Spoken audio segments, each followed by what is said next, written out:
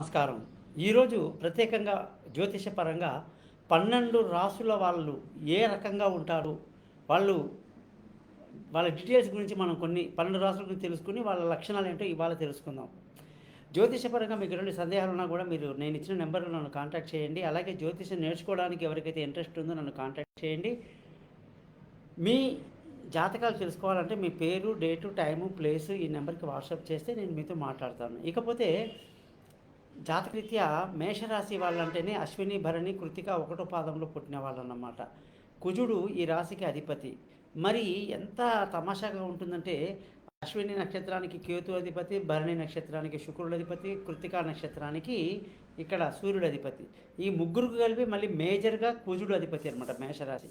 మరి మేషరాశి వాళ్ళు బాగా హార్డ్ వర్కర్స్ అండి. బాగా హార్డ్ వర్కర్స్. బాగా మొండి పట్టుదల ఉన్నవాళ్ళండి. పని అయ్యేదాకా అస్సల నిద్రపోరండి వీళ్ళు. అలాగే వీళ్ళకి క్రమశిక్షణ ఎక్కువ, పంక్చువాలిటీ ఎక్కువ.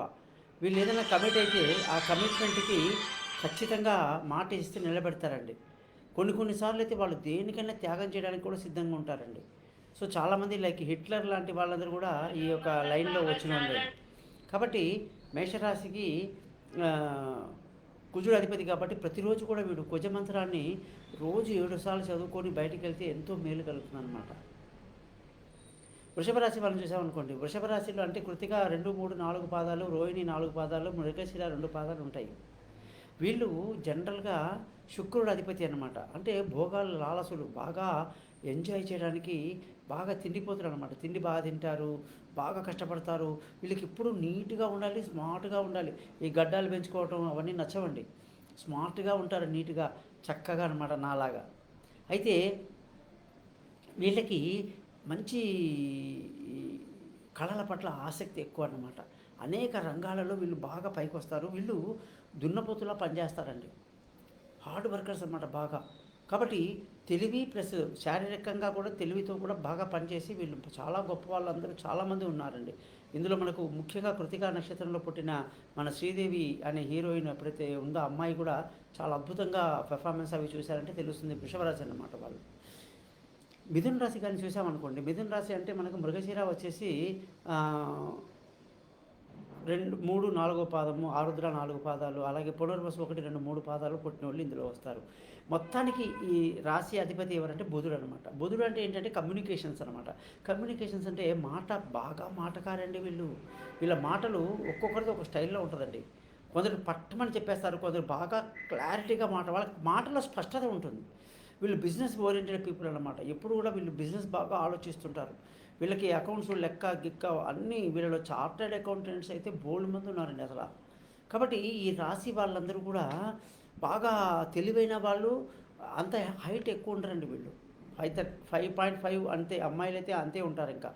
కాస్త కొందరు బొద్దుగా కూడా కొందరు ఉంటారండి. ఇదే ఈ జాతకం మొత్తం వీళ్ళని చూసుకుంటే మనకి ఈ యొక్క మిథున రాశి వాళ్ళు రోజు బుధ మంత్రాన్ని 17 సార్లు చదువుకోవటంలో చాలా సక్సెస్ ఉంటుంది.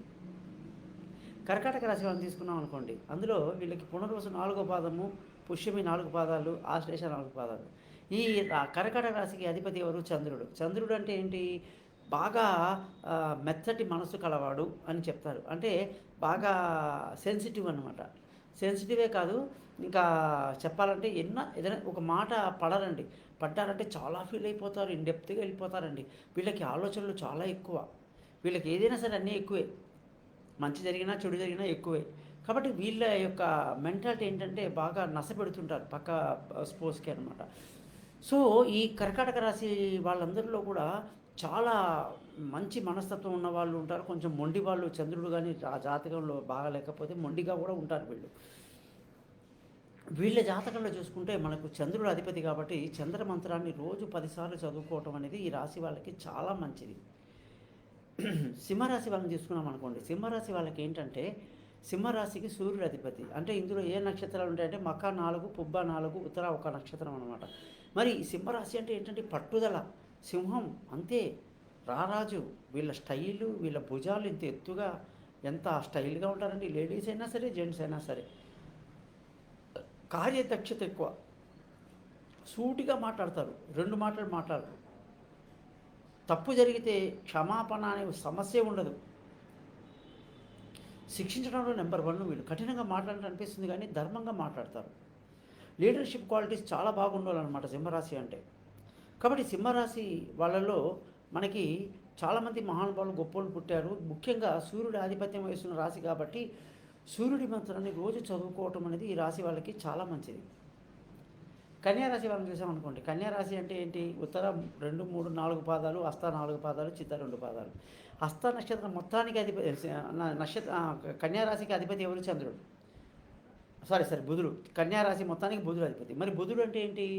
మళ్ళీ బుధుడు అంటే చాలా మంచి రైటర్ అన్నమాట. ఈయన ఎంతోమంది మంచి మంచి రైటర్లని వీళ్ళలో చూసామండి మనం.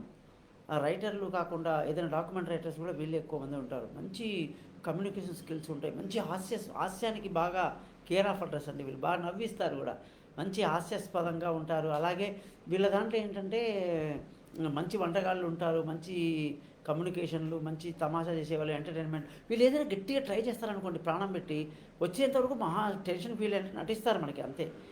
రాలేదనుకోండి, పోతే పోయిందిలే అని చెప్పేసి జనరల్గా వెళ్ళిపోతారండి. మిగతా అయితే ఒబ్బో సూసైడ్ దాకా వెళ్ళిపోయే వాళ్ళు ఉన్నారు పిచ్చుల్లాగా. అలా ఉంటారండి వీళ్ళు. క్యాజువల్గా జాబియల్గా ఉంటారండి వీళ్ళు సరదాగా ఉంటారు. మనిషి తీసుకున్నామండి, ఎంజాయ్ చేద్దాం అనుకున్నాం, రాలేదు పోయింది అంతేగా అంటాడు వాళ్ళు. చాలా సరదాగా ఉంటుంది. వాళ్ళతో మనకి స్నేహం ఉంటే కూడా మనకి మంచి సపోర్ట్ ఉంటుందండి, నెగిటివ్నెస్ ఉంటుందన్నమాట. సో ఈ జాతకం వాళ్ళు ఏంటంటే రోజు బుధ మంత్రాన్ని 17 సార్లు చదువుకోవటం చాలా మంచిదన్నమాట. తులారాశికి వచ్చామనుకోండి, ఏంటంటే తుల అంటేనే మనకి ఏంటంటే త్రాసు పెట్టుకుంటాడు వాడు. త్రాసు అంటే గుర్తు ఏంటండి? ఎవరిని ఎక్కడ పెట్టాలి తూచేస్తారు. మనుషులు ఇలా పెట్టిలా తూచేస్తారు వాళ్ళు.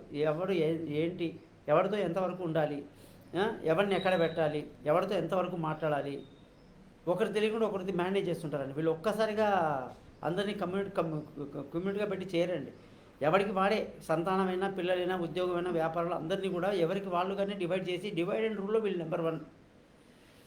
జనరల్గా వీళ్ళు చాలా తెలివైన వాళ్ళండి, చాలా తెలివైన వాళ్ళు. చాలామంది ఎంతమంది అండి ఫిల్మ్ యాక్టర్స్ అంటే, సినిమా ఇండస్ట్రీ అంటేనే శుక్రుడు అండి.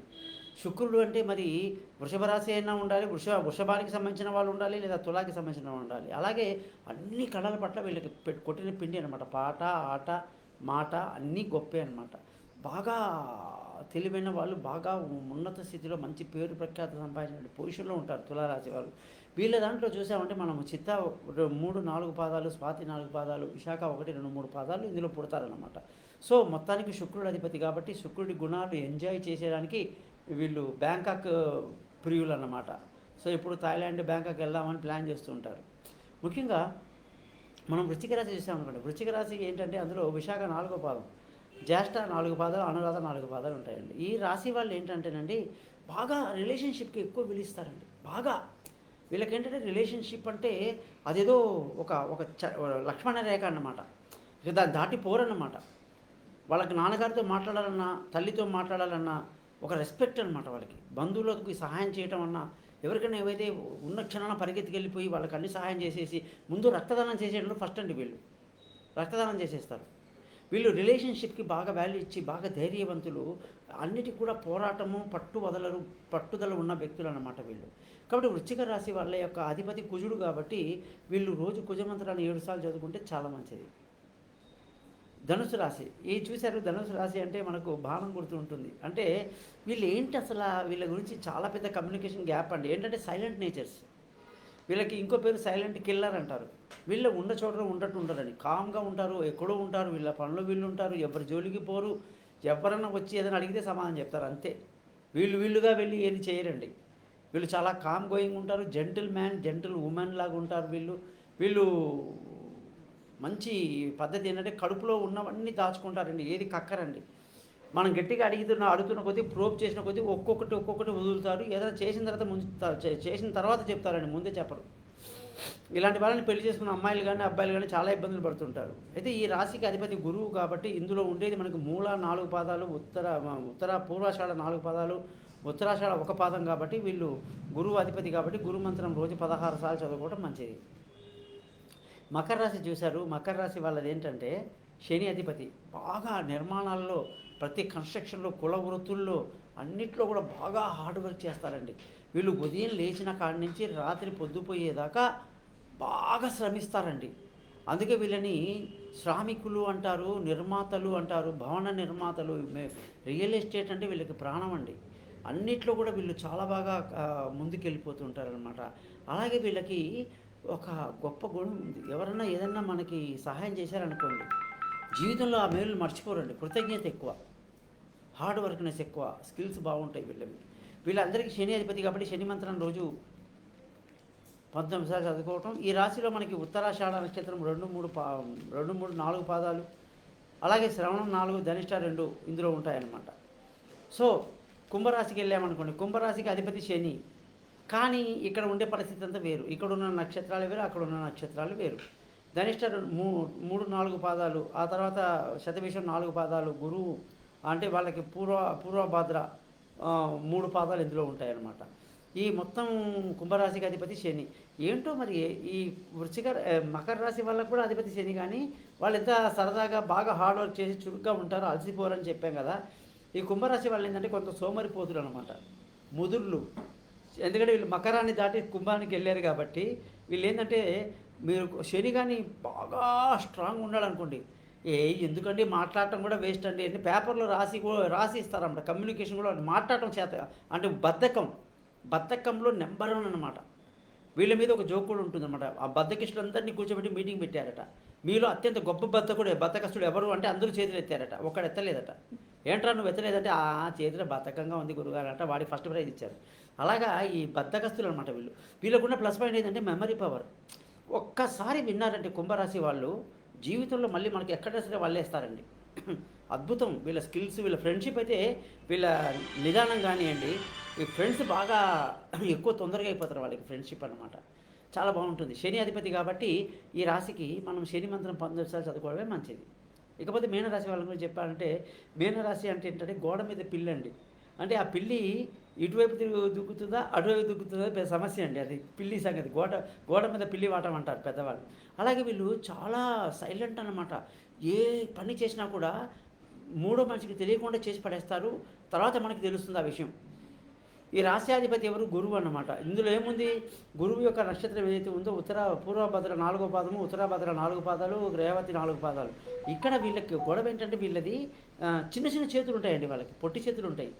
ఆ తర్వాత వీళ్ళు పొట్టి చేతులు ఉండడం వల్ల ఈ కంప్యూటర్ లాంటి వర్క్లో టకటక చాలా ఫాస్ట్గా వెళ్ళిపోతారు. వాళ్ళు టైప్ చేసినంత ఫాస్ట్గా మిగతా వాళ్ళు చేయలేరండి. మంచి స్కిల్స్ ఉంటాయి వీళ్ళకి. కమ్యూనికేషన్ అంటే బాగా సైలెంట్ నేచర్. వీళ్ళు కూడా బయట కక్కరు, ఏదైనా లోపలే పెట్టుకుంటారు. మనం అడిగి వచ్చి చెప్తుంటారు. అలాగే ఎవరితో గొడవ పెట్టరు. తను నవ్వక ఇతరులను నొప్పించగా ఉండేవాడు నేర్పరి సుమతి అని చెప్పేసినటువంటి సామెత వీళ్ళకే సరిపోతుందన్నమాట. చాలా మంచి వాళ్ళండి, మంచి అదృష్ట జాతకులు వీళ్ళు. కాబట్టి గురువు మంత్రాన్ని రోజు 16 సార్లు చదువుకోవడం వీళ్ళకి మంచిది. మీ జాతక రీత్యా మీకు ఎటువంటి సందేహాలను కూడా మీరు నన్ను కాంటాక్ట్ చేస్తారని ఆశిస్తూ మీ నుంచి సెలవు తీసుకుంటున్నాను. మీ గోపాలయ్య గారు.